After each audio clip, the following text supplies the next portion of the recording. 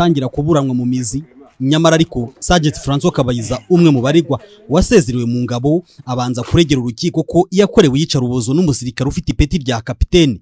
Gusa kuri iyi ngingo Major Bernard Rugamba Hategekimana uyoboye inteko iburanisha urubanza asaba François Kabayiza n'umwunganira ko bagitangamo ikirego gishya mu bwanditsi bw'urukiko hakurikijwe inzira ziteganywa n'amategeko. Avuga ko bumvishe icyo Kabayiza asaba ko bari gucira urubanza mu rundi. Nyuma y'uko urukiko rwanze kumva ibyo Sergeant François Kabayiza n'umwunganira basaba, Maître Buhuru Pierre Celestin wunganira General de Brigade Frank Rusagara wasezerewe mu ngabo yasabye urukiko gutandukanya urubanza rw'aba bagabo batatu kuko ngo badahuje ibyaha bakurikiranyweho kuba barakoze. Ibi byatumye n'abandi baregwa n'ababunganira bifuza ko uru rubanza rwaburanwa mu manza eshatu zitandukanye, ibyo bise la disjonction d'affaires, kuko ngo nta rusobekerane ruri mu byaha abaregwa bashinjwa.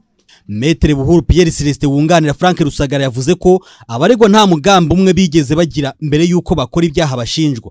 Ubushinjacyaha bwavuze ko ibyo baburana n'ababunganira basaba bigamije gutinza urubanza gusa. Bavuga ko icyaha cyatumye ibindi byaha byose bibaho ari ugutunga imbunda ebyiri za masotira kuri Brigadier General Frank Rusagara mu buryo bunyuranyije n'amategeko. Ngize imbunda ni nazo Sergeant François Kabayiza yatunze ndetse nanone zikaba arizo zabitswe na Colonel Tom Byabagamba. Aba babiri banyuma ngo bakaba barazibitse mu rwego rwo kuzihisha ngo zidafatwa. Bityo ubushinjacyaha buvuga ko bisobanura uruhererekane rw'ibyaha bashinjwa bigatuma nta kuntu urubanza rwabo rwagabwamo imanza eshatu. Colonel Tom Byabagamba yavuze ko yabitse ziriya mbunda nk'umusiniya officer ubifitiye uburenganzira, ahamya ko yazakiriye nk'imbunda zazanywe n'umusivili wari we wese. Yavuze ko izi mbunda atazifatanwe ahubwo yazitanze ku bushake nk'uri mu kazi bisanzwe.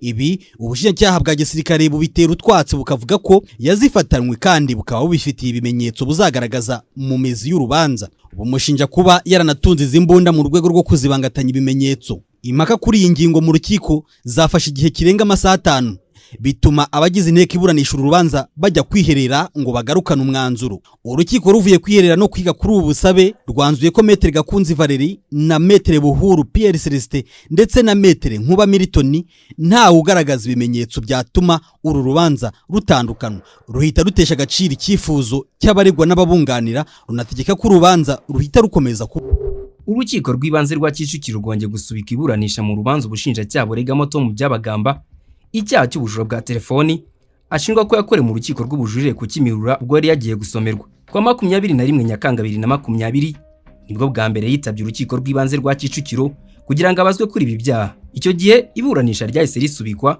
kuko atari afite umwunganizi, ryimurirwa kwa 14 Nzeri, ariko nabwo riza gusubikwa kuko Maître Ntare umwe mu bunganira Byabagamba yandikiye urukiko avuga ko batiteguye kuburana. Iburanisha ryahise rishyirwa kuri uyu wa kabiri tariki ya 13 Ukwakira saa 2 z'igitondo nibwo imodoka za gisirikare zitwarwamo imfungwa z'abasirikare zageze ku rukiko rw'ibanze rwa Kicukiro zitwaye Byabagamba. Saa 3 nibwo inteko yatangiye iburanisha. Umucamanza yavuze ko mu iburanisha riheruka Byabagamba yasomeye ibyaha aregwa ko kuri iyi nshuro atari ngombwa ko yakongera kubisomerwa. Umucamanza yabajije Byabagamba niba yiteguye kuburana, undi avuga ko atiteguye kuko atabonye umwanya uhagije wo gutegura urubanza. Ati ntabwo niteguye kandi impamvu ntiteguye nuko nta dosiye nari mfite kandi yo naraye mbonye ni igice. Ndasaba igihe cyo kwitegura no gusoma dosiye. Izo nabonye nazibonye nimugoroba kandi nzihawe n'abavoka. Byabagamba yabwiye urukiko ko dosiye atari nini cyane bityo ko ashobora guhabwa umwanya akayigaho ubundi kazagaruka kuburana mu gihe kitarambiranye. Uwari uhagarariye ubushinjacyaha Michel Nshimiyimana yabwiye urukiko ko atemeranya na Byabagamba ku mpamvu z'uko atabonye dosiye ndetse ko we ubwe yamwihereye ikirego mu ntoki kandi dosiye yose ubushinjacyaha bwayihaye Maître Gakunzi Valerie umwunganira uko yakabaye. Yavuze ko urubanza rumaze gusubika inshuro ebyiri kandi zose ziturutse ku mpamvu zidafite ishingiro, bityo ko urukiko rukwiye gutesha agaciro impamvu zitangwa na Byabagamba. Byabagamba yavuze ko nta mpamvu n'imwe yatuma atinza urubanza kuko niba ari ugufungwa asanzwe afunze. Yavuze ko ubushinjacyaha bwamwimye dosiye ko n'ikirego yahawe yagiherewe mu rukiko ubwo yaburanaga bwa mbere. Maître Gakunzi yavuze ko ubushinjacyaha bufite inshingano yo kwereka uregwa ibyaregwa n'ibimenyetso bushingiraho ku buryo aba ari ibimenyetso bituma urubanza rutegurwa neza, gusa ngo muri uru rubanza siko byagenze.